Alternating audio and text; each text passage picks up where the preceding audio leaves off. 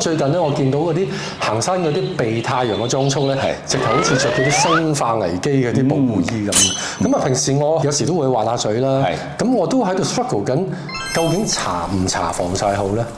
OK， 嗱，如果行山咧咁樣遮實晒咧，我覺得就嘥咗行山呢個行為啦，係咪？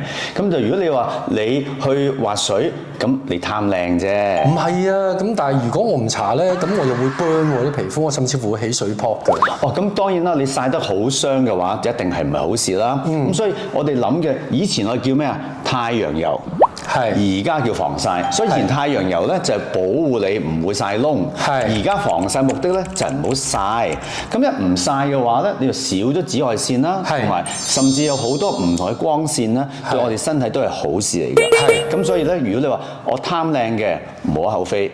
但係如果唔係嘅話咧，可能我哋需要太陽油，而唔係防曬咯。OK，咁你識揀啦。